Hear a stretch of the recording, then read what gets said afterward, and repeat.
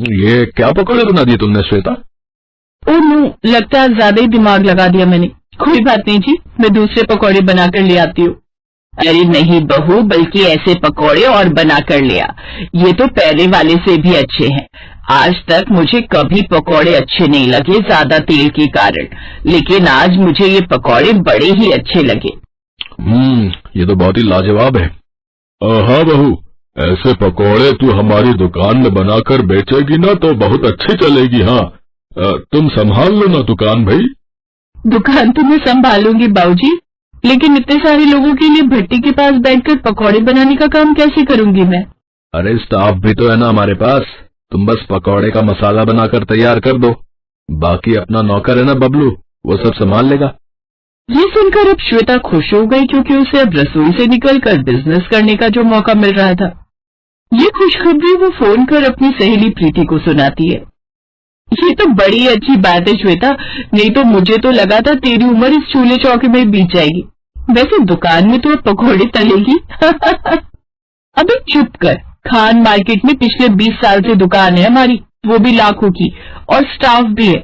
मुझे तो बस मसाला बनाना है, समझी?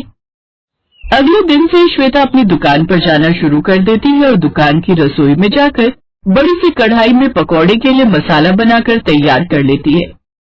अरे भाभी, ये तो कच्चे आलू का ही मसाला बना डाला, पहले इनको उबालिए तो। चुप कर तू, अब तू मुझे सिखाएगा क्या? चल जा और बाहर जाकर तेल गरम कर। हाय, मेरे हाथ के कच्चे आलू के पकौड़े ना बस ग्राहकों को भी पसंद आ जाए, फिर तो सच में मजा ही आ जाएगा। क्या पता फिर मुझे मास्टर शेफ का इनविटेशन ही आ जाए। श्वेता इन सब सपनों में खोई हुई थी कि तभी उसका सारा मसाला जलकर खराब हो जाता है। भाभी, सारा मसाला जल गया। ओह नो, ये तो जल गया। कोई नहीं, मैं जल्दी से फिर से तैयार कर देती हूँ। कच्चे आलू ही हैं, कौन सा टाइम लगेगा। कुछ देर बाद कच्चे आलू के पकौड़े तलकर तैयार हो जाते हैं और ग्राहक आना शुरू कर देते हैं। ये लीजिए मैडम, आज हमने कुछ अलग तरह के पकौड़े तैयार किए हैं, इन्हें खाकर देखिए, आपको बड़े पसंद आएंगे।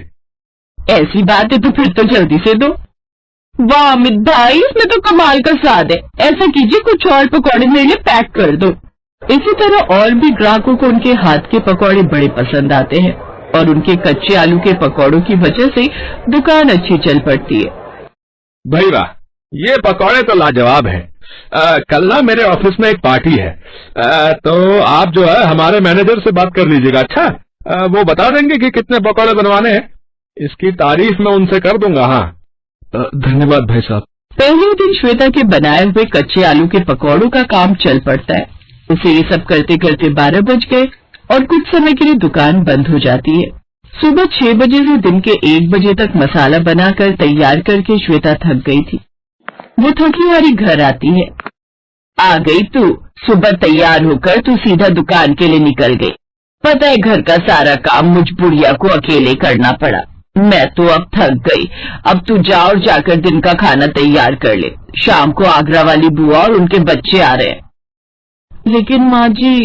लेकिन कुछ नहीं, चल जा, अब जल्दी से जाकर काम कर। बेचारी श्वेता फिर रसोई में जाकर खाना बनाने लगती है। कुछ देर बाद चलो, आज सब सही हुआ। श्वेता बहू ने सब अच्छे से संभाल लिया। आप तो ऐसे बोल रहे हैं जैसे पकौड़े यही बनाती है और तलती है और उसके बाद कस्टमर को पैक करने को भी देती है। ये तो सिर्फ मसाला ही तो बनाती है, इसमें कौन सी इसकी इतनी मेहनत लगती है। माँ, मेहनत तो हर काम में लगती है ना, और आज श्वेता के कारण ही हमें 2 नए ऑर्डर भी मिल गए। फिर सबको खाना खिलाने के बाद चलो श्वेता, अब 4 बजे दुकान खोलने का समय हो जाएगा, ग्राहक आ जाएंगे। अब तुम जल्दी से चलकर कच्चे आलू का मसाला तैयार कर दो, फिर उन्हें बनने में भी टाइम लगेगा। लेकिन अभी तो मैं बर्तन धोकर निपटी हूँ और शाम को मेहमान भी आ रहे हैं। अरे बेटा, वो सब तो बाद में होता रहेगा। चल अब जल्दी से दुकान। एक बार फिर श्वेता दुकान निकल जाती है। कुछ देर बाद ही उसकी सास का फोन उसे आ जाता है। तू भी न बहू, कितनी बेशर्म है। ये कौन सा तरीका था? तुझे कहा था ना मेहमान आने वाले हैं, चल जल्दी से घर आ। जी माँ जी। अरे बहू, मसाला तैयार कर दो जल्दी से। हे भगवान, ये कौन सी घड़ी में कच्चे आलू के पकौड़े बनाए थे मैंने। श्वेता फिर से एक गली छोड़ अपने घर पहुंच जाती है और खाने की तैयारी करने लगती है। लेकिन तभी अमित का फोन आ जाता है। क्या है यार श्वेता, है पड़ोस में घर है तो तुम बार बार दुकान से घर भाग जा रही हो। अरे यार तुम तो बिल्कुल भी सीरियस नहीं हो यार। काम अरे मैं खुद के लिए नहीं आई हूँ, मेहमान आने वाले, उन्हीं के लिए खाना बनाने आई थी। बोला ना वो बाद में कर लेना, पहले दुकान में चलकर कच्चे आलू का मसाला बनाकर तैयार कर लो। सारा दिन श्वेता दुकान से घर, घर से दुकान का काम संभालते संभालते बुरी तरह थक गई थी। वो थकी हारी रात को बिस्तर पर लेट जाती है। आधी रात को कोई दरवाजा बजाता है। हे भगवान, इतने भी कस्टमर भेजने के लिए नहीं बोला था मैंने कि रात को भी आराम न मिले। कौन है? मैं हूँ, तेरी सास। बहू, दरवाजा खोल। क्या हुआ माँ जी? जा जल्दी से मेरे लिए चाय बना कर ले आ, मेरा सर फट रहा है। जी माँ जी। चाय बनाकर वो अपनी सास को देती है, फिर वो वापस जाकर अपने कमरे में जाती है। फिर सुबह के 5 बजे उसकी सास उसे फिर जगा देती है। उठ जा बहू और जाकर नाश्ता चाय बनाने की तैयारी कर ले, नहीं तो तू फिर से दुकान भाग जाएगी। आंखें मलते हुए वो फिर से रसोई में जाती है। ओह, ऐसे तो मैं बीमार पड़ जाऊंगी। घर का काम निपटाने के बाद मुझे दुकान भी जाना है और वहाँ 50-60 लोगों के लिए आलू के पकौड़े भी बनाकर तैयार करने। फिर अगले कुछ दिन तक वो ऐसे ही घर और दुकान भागती रहती। फिर एक दिन, बस पापा जी अब मुझसे नहीं होगा, मैं दुकान और रसोई एक साथ नहीं संभाल सकती। वाह, ये है आजकल की बहुएं। एक हम थे जो एक हाथ में बच्चा और दूसरे से घास काटती थी और घर आकर धान को पीसती भी थी देर रात जाग जाग कर। लो भाई, हम 2 दिन के लिए क्या आए, बहू तो थकी गई, इसे काम भारी लगने लग गया।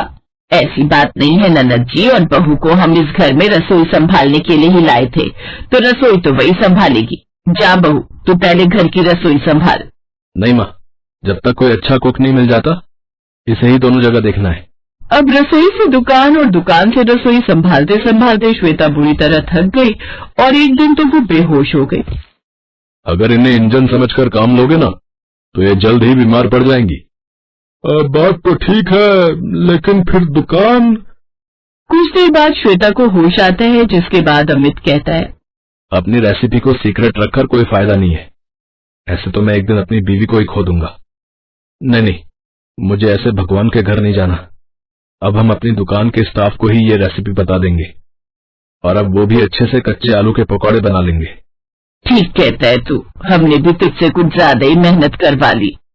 अब श्वेता कच्चे आलू के पकौड़ों की रेसिपी अपनी दुकान के भरोसेमंद और कई साल पुराने बबलू को बता देती है और अब उनकी दुकान भी अच्छे से चलती रहती है। साथ ही श्वेता को अब सिर्फ घर का कामकाज ही देखना पड़ता, लेकिन बीच में समय मिलने पर कभी कभार वो दुकान भी देखने चली जाती।